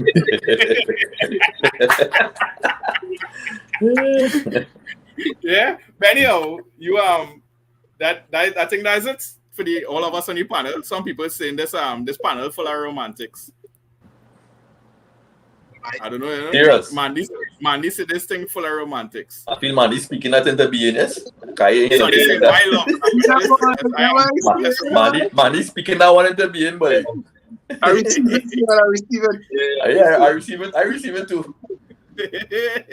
All right, tell this one, right? How does a man, we only have a couple more questions, right? And I mean, we have much more questions here that people ask, right? But we can go spend, because it's almost 9 o'clock already, right? So I would like to hear some more questions from the people as well. But here is another question, right, guys? I think there's a real interest in one in today in society, right? How does a man feel about when a woman make more money than him? In today's society, that's the norm now. Like a lot of, it's actually shown that a lot of, actually, even in the world right now, there's studies showing that actually a lot of men dropping out of college and a lot of women, stay in it, and they actually go on to do a lot more higher paying jobs and stuff, right? And obviously, there seems in some places a lot of women making more money than men, right? So maybe how do you all think that? What do you all think? I know there are a lot of men have issues with that in a relationship, but maybe where's your thoughts on that, Mark? Women making more money than men. Like, how does that work out? Honestly, as a child growing up, I always used to think that I need to be the leader in that area. And for me, when I was single, if I know you working for more money than me, I would never even look at you as a wife, because I know you're not my wife with that salary. I thought I would look at you. I really thought you were. I would feel like I don't know. I would feel inferior at that point that I come from before. I would have feel inferior. I would feel a real work to do. I just try to catch up to you and match me. And Mark, you're singing somehow. You're singing song where then, guys? You're singing real fast. Yeah. You cannot go in and out. You cannot go in and out. Yeah. I don't know if you move your camera. Yeah. We hear you go ahead and talk. I'm just telling you, but you go ahead and talk. You will see it, but do this song but yeah, we hear you better now. Yeah, go ahead. Yeah, basically, I would feel inferior. That was my mindset to want it, and I end up in this situation head on, and I had to really deal with it, with my wife. My wife was there, and I had to get mercy. I had to be secure in Christ, and I don't have a problem with it. Once she don't have a problem with it, you know, and you know, the Bible say the two shall become one. So listen, if you excelling in that area, well, you know, praise be to God. You know, once it's not a problem for you, it's not a problem for me anymore. But Right. it could be a hard thing, especially if you have financial things to do and you want to do stuff and you can't do it, and you're seeing your wife doing it. I guess it's a blessing, but it is be hard. I don't know for me, because I had times like that where I want to do stuff and couldn't do it, and I saw my wife do it.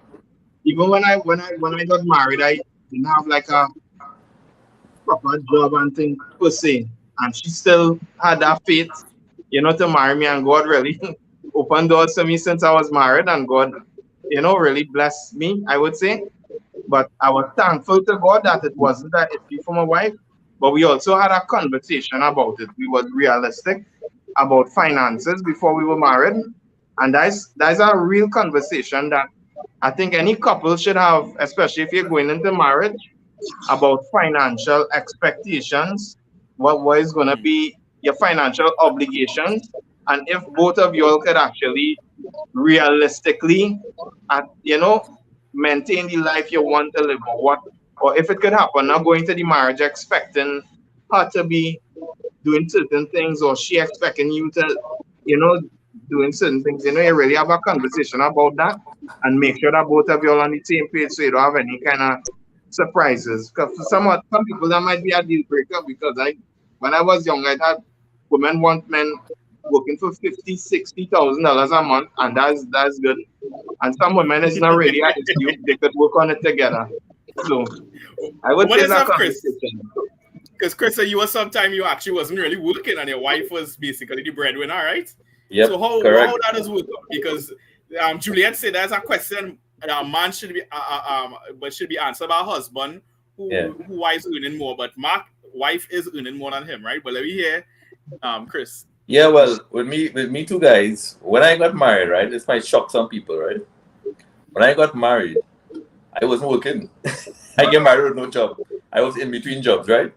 And I still get married. I'm serious, right? I was actually in between jobs at the time, and we still got married. But somehow everything was supernaturally, everything was applied for. I didn't really worry about it. But then again, after the marriage, I started to worry a little bit because I find things was taking long to progress. And then I got a job, started to make money and stuff.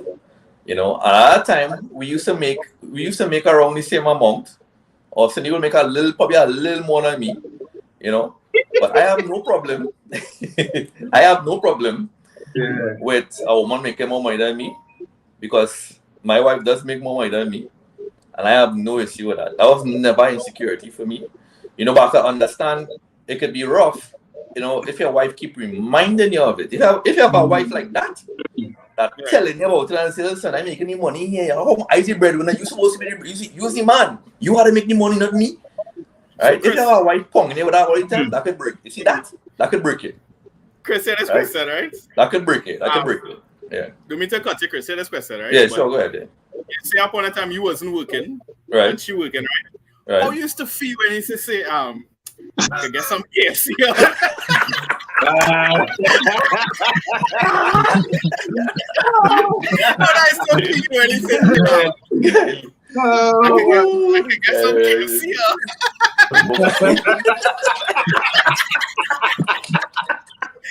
I have serious question. How I saw this make you feel like?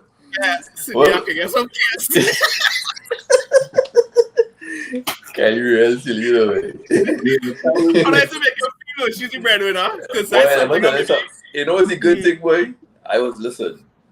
Cindy's not perfect. We all have our issues, right? But I was always blessed to have a wife. I didn't have to ask that question, boy. Yeah. You know what I mean? I'm not both. It's not both guys. I'll be real honest with you, right? But I didn't have to ask that question. I always had. You know what I mean? And it wasn't necessarily coming from her alone, but I always used to have money. Even when I wasn't working, I had money, right? Because I had a fairly all right. I had some savings I was using, and I was using my savings, which was the best, but I was using it. But I never had to ask Cindy for anything. Cindy would just buy things. Just buy. You want this, you want that, listen. Cindy's a real blessed woman. She blessed me, you know, early parts of our marriage now, and I return the blessings now. You know, Yeah. I return it now because I thought about because I love my wife and there's nothing I would not do for her in the natural. You know, obviously I wouldn't do anything outside of God's will, obviously, but I'm talking about in the natural. There's nothing I wouldn't do or buy for her. You know, and at this point, she actually still makes more money than me.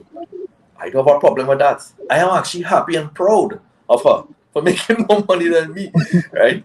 I'm not saying proud, meaning that she has excelled in her career, right? I am actually excelling to a point as well, you know, but she has excelled faster. But I never had that issue. She also would always buy things at the spur of the moment. I didn't have accidents in your home, you know. I hear some detail. I never really had to go through that way. You know, What is I that really balance? had to go through that. As I'm thinking, I'll be honest, I didn't have to go through Yeah. that. You know what I mean? What is And that I was balance? like, you know, So Where's it Malaga, and you at a point in time you maybe didn't have a job or something in a relationship right now. I can't remember the situation. Nah, there was never a time that I was unemployed. You were just that time maybe. Yeah, I don't know until leave your job and you was doing something else recently, right? Leave job. There was no, since I got married or was in my in a relationship. There was never a time that I was not able to earn money.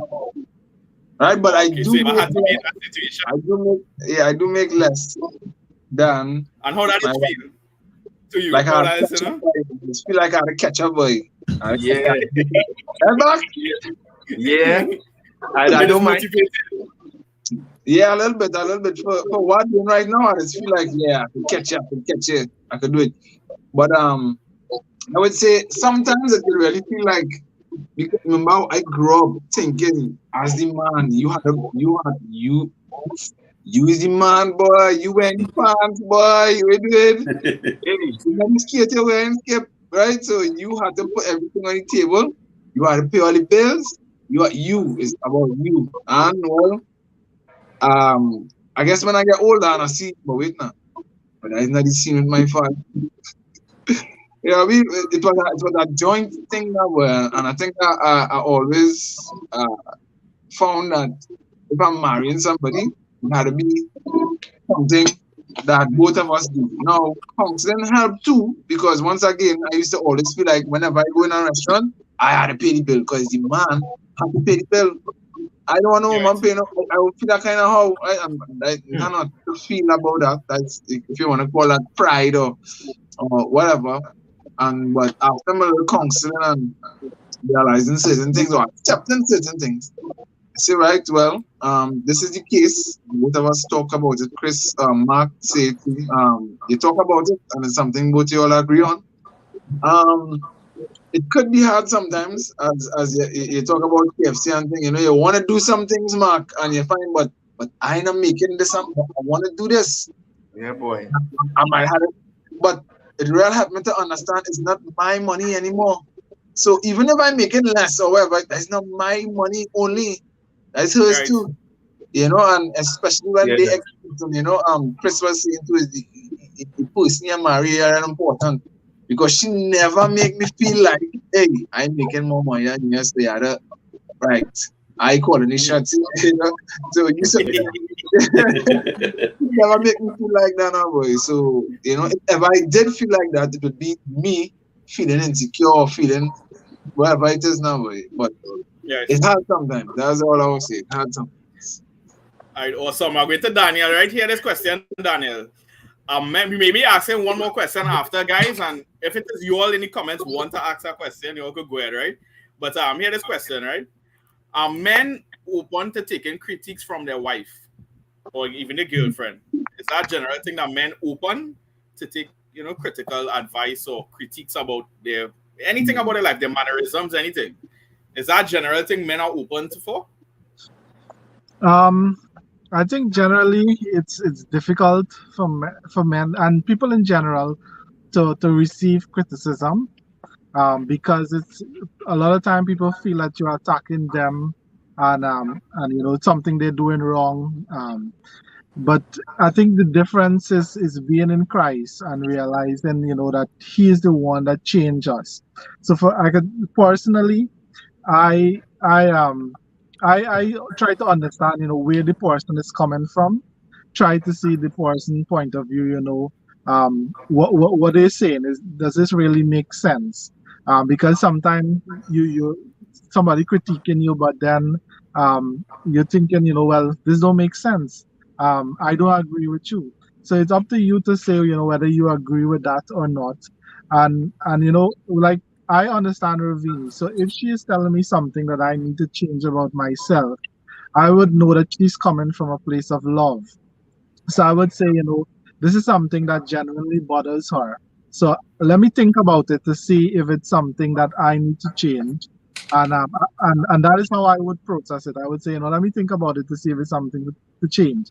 But there are certain things that she would say that I would say, no, that this is how I like it to be done. Like, if it's the way I comb hair, like, she does always have a problem. No, you take too much time on your hair. But I'm like, no, I need to take care of my hair.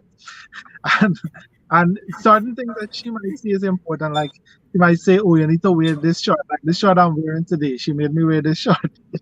and,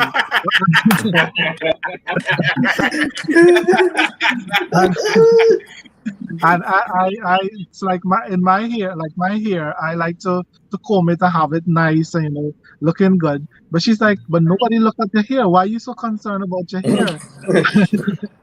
And to me, that is important. So that is kind of like, she would tell me certain things, and a lot of things that she's been telling me, I've seen it's things that work for my betterment. So I've seen it works well, and it's things that I wouldn't have seen in myself, but I'm seeing a different perspective of things, in the way I dress, the things I say, what I do. So I see the benefit of receiving critiques, and but at the end of the day, it's up to me to say, well, yes, I agree, or certain things I say no, I'm going to keep my hair the same way,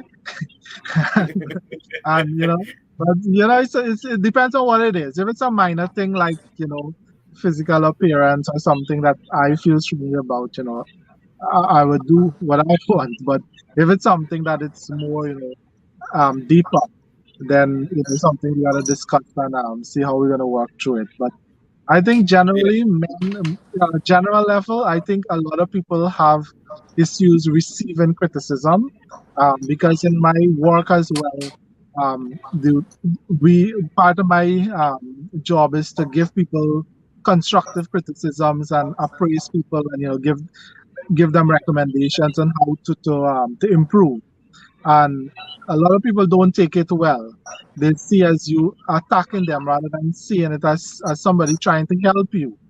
Right. And that's why it's important to understand where the person is coming from. Is this person just telling me things because they just don't like me and they just want to tell me everything wrong about me?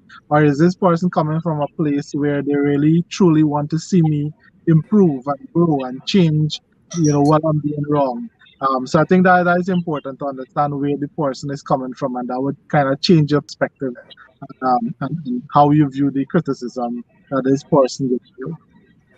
All right, here this question. I will phrase it a different way. The same thing, right? And maybe Mark and you guys could answer it along, right? And if Daniel or Germany could, right? Do you feel when it is you give a critique to your wife, she should listen to it, honestly? In your heart, I'm being honest about this, right? Like, you feel you're saying something like when she dressed or something and you're telling her something. Do you honestly feel that when you're telling her, she should really listen and make that change? What do you think?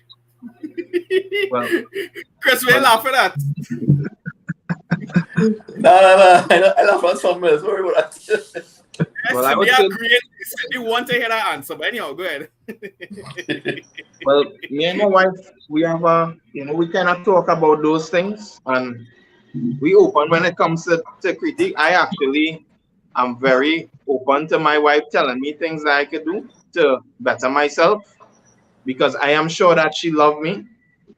The only issue I just have when it comes to being critique, I would say, is how you tell it to me. If you tell it to me in a way that That's very I important. perceive it to be disrespectful, I may not receive it in the way that you would want me to. And this is just me. If my wife, if something wrong with her or something, there's an issue, she would want me to tell her, and she know that I'm not telling her what reason I want to bring down my wife for. I have no reason to do that. So But I know sometimes when you're receiving criticism, it is be a kind of sensitive thing because they're exposing your issue or weakness in your life.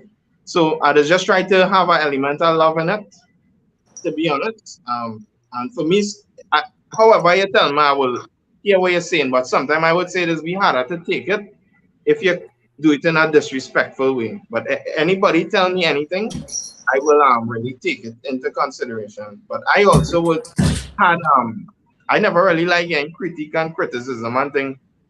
Up to this day, I don't really like it, I'm being honest. And sometimes I just ask God why I just have to be in a place where I'm not perfect. And I just say, but nevertheless, I'm looking forward to heaven when one day I'll be perfected. But in the meantime, help me to be humble and help me to learn to take it. But I don't really like it, to be honest. So only pray for me. What does Christopher Marlon want to answer that question? Yeah, well, in terms of critique, I don't think I don't think there are much people that like to take critique, right? I don't think there are much. For me, I don't have a problem, right, with it. Once I know what you're saying is true. Now you must know. No, hold on. That's the problem. That's the problem, right? But you must know. You would know the areas of your life that they need help with. Most of the time, you know. Then there are times that you may not know it might need help in an area and don't necessarily realize that, right? Now, Cindy's critiquing me all the time. She is telling me things. She said, "But Chris, you could do this way. You could do that way. You should do it. This is not the way. You should not do it this way, Chris. Think about a better way. This is the way, right?"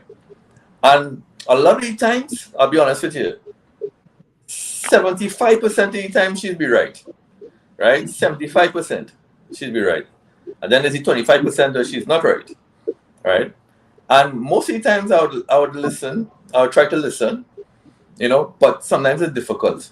It can be difficult because what you're asking of me might be a lot, right? So what you have to do, you have to come out of yourself, right? You have to come out of your own self to do it because it's not really you. There are things that generally are not in me to be a certain way. So for me to do that, to actually hear what you're saying and apply it, I had to go beyond myself, right? And that is not an easy thing to do. But when when you're in love with somebody, right? And even with the Lord, that's why I have things that the Lord might ask you to do. You might find hard, you will do it still. I try to do everything God try to tell me to do. I always want to do it, right? So you will try to do it to please the person, but that don't mean necessarily I agree with it, right? Once it's not something that is bad or out of order, you know, I will try to do it, you know. But like I said earlier, women and men think very different, very, very differently, right? But you must have compromise. If you don't have a compromise in a marriage, there can't no way that could work. If you just do your own thing and you just bypass everything your wife tell you, you will be at loggerheads right too. There could be arguments, there'll be issues, you know. But yes, there are things that she have told me. She has helped me a lot. I'll be honest, right? Because Cindy about professionalism about herself, sometimes she could be very professional, which is good. And I could be the opposite. I could be unprofessional. Right? But go ahead. What's that kind? What's that? I say that could be. You're very unprofessional. Nothing wrong with that. I'm not saying. Go ahead. Bro, that's far away. Because Cindy is very professional, because of the job that she does, you know, when she works and stuff, she's required to be a professional. So there's a lot of things she helped me now. Both of we need same boat. Both of we need same boat. Don't feel bad, but go ahead. We need same boat. You know, but she has helped me a lot. I'll be honest. Listen, Cindy helped me a lot in terms of knowing how to address certain issues, certain things, and then I also help her a lot in a lot of areas because, you know, Cindy, when I met Cindy was a little girl, and she was a little girl for a while after I met her. Even though she was coming into being a big woman, but now she's actually turned into a woman now. There are a lot of things have changed in her life. Not because of me, but because of the Lord. I have a small part to play, but it's really Jesus did it, right? Jesus did a big change in her life. But you know, the thing is, I will take critiques. I don't have a problem with that because I know most of my issues. I would say I know most of them. Right? But if you tell me something that I don't believe is a problem, I might have a little issue taking it away, you know? Yeah. All right, awesome stuff, guys. If anybody has questions as we're wrapping up here, or they could ask her. But I have a personal question about myself I want to ask Sonia, right? I've noticed in my own relationship with my fiance, right? Like, I could be in a situation, like, I talk about from my perspective here, right? I could be in a situation where we're talking about something deep, like really emotional about something about, and I go cry, I go pour out my heart, I go say whatever, right? And, you know, we in that moment, we talk about something, right? And then after when it's done and we done talk, I laugh and I move on like normal. She just think that's something weird. Like, you know, like for me personally, I could come back, I could set aside my feelings or whatever, and I just like, cool, and I done, and I really done. And in my heart, and I thinking about nothing else, I move on from the conversation. Do you think men generally act like that? Like they know, well, sometimes they can just move on from a conversation and they really move on. They don't want to linger. They express how they feel. They say whatever they have to say, and they don't want to dwell in that whole moment of, because that don't really, you know. Do you think men relate at times like that? I'm asking. I don't know if you all do behave like that. I don't. Yeah. I think I'm like that as well. You know, if we deal with the issue, we have a disagreement, and you know, we agree, we disagree, we agree to disagree, that you know, we don't agree on this point or whatever, and I move on to that. But then next morning she might wake up and ask the same question again, or later in the night she's still talking about the same thing, and I got on chapter 30 and she's still on chapter 1. Oh gosh. Yeah, so it does happen. I think men has a better way of compartmentalize things and say, you know, okay, I deal with this, I finish with it, move on to something else. Whereas women, it just keep playing on their mind, and until I don't know what, until they feel satisfied that the issue is dealt with, whether it be the next day, the next month, the next year, they will keep bringing it up over and over again. And you know, I think men has a better way of dealing with it, where you know, we just move on and say that's the end of it. But it requires some patience. It requires some patience and understanding the person, and as we all been saying, you know, different ways how men think and women think, and no, it's not only you in that boat, and I'm sure the other men on this panel would say they encounter this at some point in time too. Wait, think, Mark. What about yourself? You ever experienced that? Well, they get into a hot conversation, maybe even emotions thing, whatever, and after you're done, you just laugh and you can't, you move on. That ever happened to you before? But yeah, they still sour, you know? Yeah, I would say I am that way as well. But like, I could be in a deep situation, and to be honest, when I done pour out my heart and thing, sometimes I might just want to move on out a happier thing or something a little more light. But what I did notice with women, and even my wife, like we say something bothering her, she might sometimes, it might be on her mind and she ain't say nothing for the whole day, and you know something kind of off, but you're asking if everything okay, and she's saying yes, but you know deep down, and then later on they might open up and tell you anything. And I notice sometimes women could kind of hold on to something for a while sometimes before they open up. I don't know if that's the case for everybody. And I would just say in general, being married, seeing how opposite at times I just approach a situation and how my wife would approach it, I think it's something special that God did with men and women, that we would approach the same situation in two different ways, and my wife will have a totally different view on something than I may have. And I guess it could be a blessing that sometimes I will see something from a different perspective, and likewise her. And sometimes we could help each other and even show each other how we could approach something in a different way and be a blessing to each other. But when it comes to, you know, being emotional and thing, I would say that I could let it go after. So I have that tendency as well. I would say there's sometimes I don't know if tug of war is the word I want to use, but I feel like sometimes it happens to me as well, boy. I can't say that it never happened to me, you know, but right. Like I just say, whatever it has happened, and she might be cool, well, move on and normal, and I still there beating up, thinking about whatever, you know, or sometimes. You use the opposite way, or? Nah, it has happened the other way too. That was it. Maybe it's a give and take sometimes, and sometimes Yeah. she might express, we would talk about that thing, and then I okay, and then she know okay. You know what I mean? About the same thing, eh? So I would say it's sometimes a give and take, or tug. I don't want to say tug of war, boy, but sometimes it shifts, so to speak. That lingering thing. Yeah. This is a little off Anything for topic, what but you said? I just want to say good night to Yeah, Daniel good. T-Bone. Yeah. You want to say night to Daniel, what?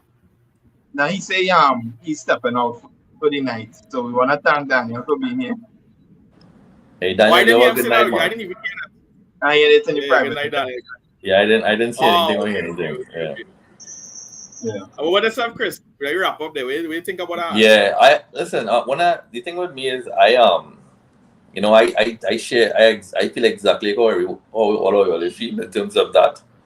You know, when I say something, if I voice my opinion on something and there's an issue, I want to move on one time. You see it, right? You see it. I said it, and I tell you how I feel, and let me just go to the next. Let me just move on one time. But what happened with women? Women tend to think very, very deep, and sometimes go in a whole world of thought now about why this happened, why he said this, or why you know why he said that, why he taking this thing so casual. I want to carry it on, and that could be, I don't know. That's something with most Cindy's do that all the time. I see this. Let's finish it now and move on. And it's never be the case. It's linger for a while. It come back again 5 minutes, 10 minutes down the road. You know, and that's when it becomes difficult to actually speak more, because the more you say something, it don't help. Like somehow it don't help. Like the ears just get blocked. You know, so it's really weird. It's almost like the proper blockage, and they just feeling this inside their heart, you know, the emotions stirring. And I think that's one of the big differences in men. You know, if I come and I apologize to you and I tell you, listen, you know, I did this, that, sorry, right? Why you can't just drop it and move on now? Why we had to linger on it so long? You know, why you had to come back at it? Why had to really see if I'm being genuine? You think, I wonder if you're really being genuine, boy. You just saying that to brush me off because you just stop talking, you know? Most of the time, what this think. Most of the times, what they would think that he just saying that because you don't want to continue talking. You know, but you know, men cannot resolve things in a quick manner. You want to finish and move on. Because I had greater things in life now. There are other things to see about. Let me figure out and move on. You know, we solved that problem. We solved it, and it's not difficult because once you make up your mind to do something, you can do it. It's really up to you. You know, but it could be real challenging. Because men tend to think about things sometimes for hours and say, you know, what he was thinking there, boy. I wonder why he was thinking that. Or how come that run through his mind? How come he feel he don't trust me? He do this, he do that. You know, and it's nothing to do with that. You know, it's just a matter of saying, listen, I hear what you're saying. Let's move off that topic now. It's not going to happen again. This not going to happen again. You can't understand. Or I share my heart to you. Listen, I tell you my heart and I tell you how I feel about something, right? And that's the end now. It's done. So I totally agree with you all. I feel the same way about that. You know, I know as we was talking about it, Marlon, but I was just thinking that you know, obviously when it comes to intimacy, people relate to people. You know, the opposite sex view things totally different, right? When it comes to intimacy and different things like that, right? But you know, you all hear me? You hear me, Marlon? Yeah. Oh, they're muted. Oh, okay, cool. Yeah. So I would hear what I was thinking, right? You know, men and women relate, I guess, totally different to each other, right? And you know, sometimes you could see that in our conversation. You could see that how people expressing each other emotions and different things like that, right? Do you think sometimes that some men, you know, they move on from the conversation, then they move on, they go on to a different, like Chris was saying, right? Chris was saying that sometimes that men, you know, they deal with whatever and they move on. And see, do you think sometimes men, Marlon, and do you think we have certain values that may be different to women? I ask him. Because I'll give you an example, right? A man will dig our horrors and he will carry on a conversation if it is a talking to our next man. If you're doing something like that, you ain't gonna just drop that conversation. Would you agree to that, Marlon? Agreed. It has some things that men are just generally that more valuable. And once those core things stay in place, we cool with a lot of different things in life, you know. You know what I mean? Now, once certain core things stay in place when it comes to the relationship, we good. But sometimes women need a lot more to function. They need a lot more to make the relationship go when it comes to intimacy and all. Because a man generally, you get married. I mean, I'm not married yet, but I could assume that it doesn't take much for a man to want to have, physical intimacy and different things like that, right? But for women, sometimes it might be a little different. And I think emotions and different things is really different between us. And an evident proof of that, right? And I think women need to be aware of this, right? One of the things I wanted to, our next show I want to do on, and I actually want a women panel and a couple of fellas, right? When it comes to a woman period and the time of the month, that sometimes women, actually it really happens, right? Women emotions and all kind of thing get triggered and they feel a certain way, their hormones, and we as men, we don't deal with those things, You understand? On a monthly basis, we don't deal with none of them kind of things. We don't have to live with. And sometimes women need to be aware of that even in themselves. That sometimes they don't realize there's a lot of emotional things happening in the moment, and it's actually not them. You catch where I'm coming from, right? There's actually not how their feelings and how they're feeling right now is actually not them at the moment. And I can tell you all this from I don't know how to say it, but I can tell you all it's a true thing.